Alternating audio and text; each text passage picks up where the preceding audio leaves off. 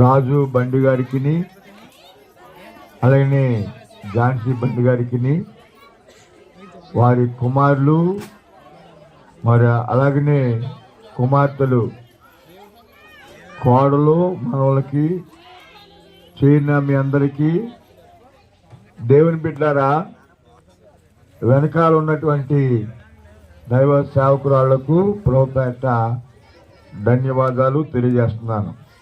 ఒకే ఒక మాట చూపించి మరి మీ దగ్గర నుంచి సేవ తీసుకోవాలని ప్రభుపేట కోరుతూ ఉన్నాను. అందరూ కూడా గట్టిగా దేవుని స్తోత్రం చెప్పండి. మీ అందరికీ క్రిస్మస్ యొక్క శుభాకాంక్షలు, నూతన సంవత్సరం యొక్క శుభాకాంక్షలు మీ అందరికీ కలుగునుగాక. ఆమేన్. మరి ఒకే ఒక మాట మనము గొర్రెల కాపర్లు అనేటువంటి ఆయన గురించి వాళ్ళ గురించి మరి 13 విషయాలు ఉన్నాయి కనుక ఈ 13 విషయాలు చెప్పామంటే రాత్రి 2 అవుతుంది, ఇవన్నీ ఆగిపోతుంది. కనుక ఒకే ఒక విషయం గురించి మనము ధ్యానం చేసుకుందాం పిల్లరా. కనుక ఈ యొక్క మరి లూకా సువార్త 2వ అధ్యాయం 20 వచ్చిన మనం చూసినట్లయితే మీరు ఎంత తొందరగా రెఫరెన్స్ చదువుతారో అంత తొందరగా ముగించబడుతుందని ప్రభుపేట కోరుతూ ఉన్నాం. కొంచెము మరి పిల్లరా దేవుని యొక్క చదవండి. అంతటా గొర్రెల కాపరులు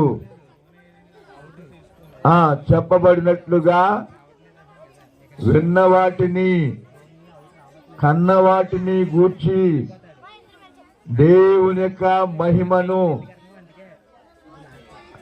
దేవుని మహిమపరచుచు స్తోత్రము చేయుచుండెను. అందరూ కూడా గట్టిగా దేవునికి స్తోత్రం చెప్పుకుందాం. హల్లెలూయా.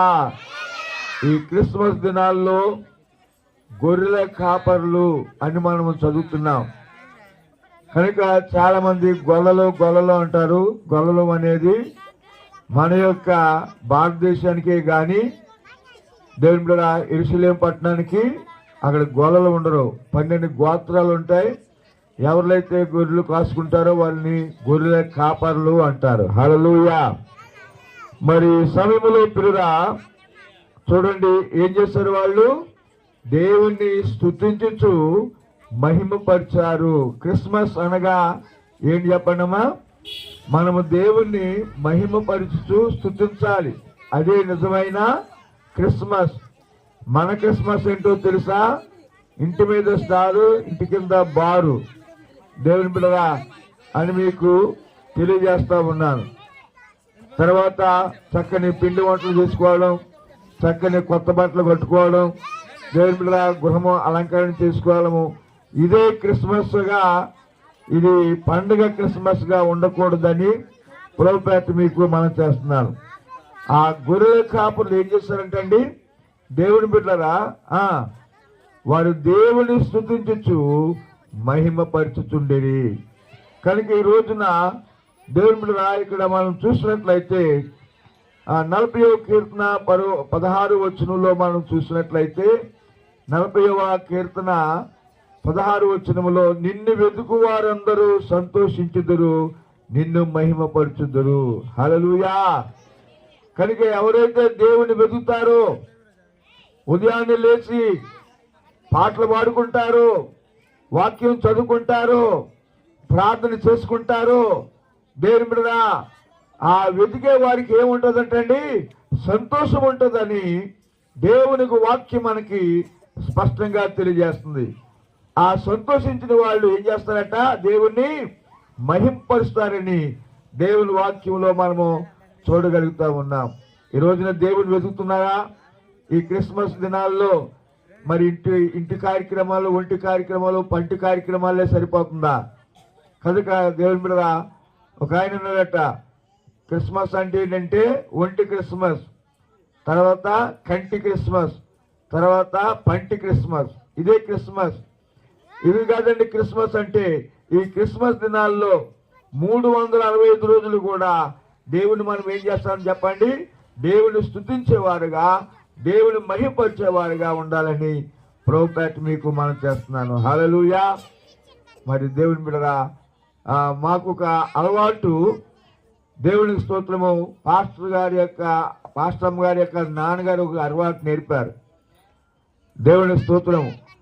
ఆయన ప్రభునందు నిద్రించినా కానీ ఆ అలవాటు ఇప్పటికీ మానలేదు. పిల్లలకి ఏమి నేర్పారంటే ఉదయాన్నే 5 గంటలు లేసి 4 పాటలు పాడి అధ్యయమంతా కూడా, మరి మా బామ్మర్ది పాస్టమ్మ గారు, మా మరదలు, మా మామగారు, అత్తగారు, ఈ 5 పాటలు పాడి వాక్యం అంతా 5 చదివి దేవుని బిడ్డరా 5 ప్రార్థన చేసినప్పటికీ ఉదయం 5 గంటల నుంచి 7 గంటల వరకు ఆ ప్రార్థనలో కూర్చోవలసిందే. అది అలవాటు నేర్పాడు ఆయన. ఆయనతోనే పాలేదు. దేవుని బిడ్డరా, బాలుడు నడవలసిన త్రోవను వారికి నేర్పు. పెద్దవాడు అయినప్పుడు వాటి నుండి తొలగిపోలేదు. ఆ అలవాటు నెమ్మదిగా అక్కడికి వెళ్ళిన తర్వాత నాకు అలవాటు అయిపోయింది.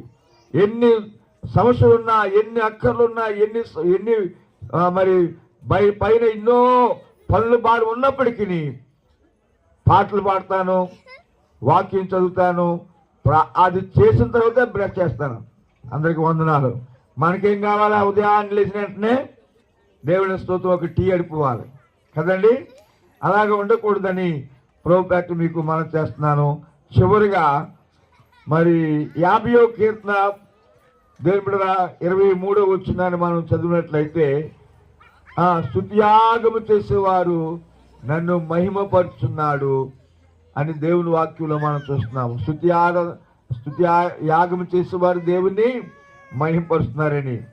తర్వాత అదే 15వ వచనంలో మనం చూస్తే, కీర్తన 50వ కీర్తన 15వ వచనంలో మనం చూస్తే, ఆపత్కాలమున నీవు నన్ను గూర్చి మర్ర పెట్టుము,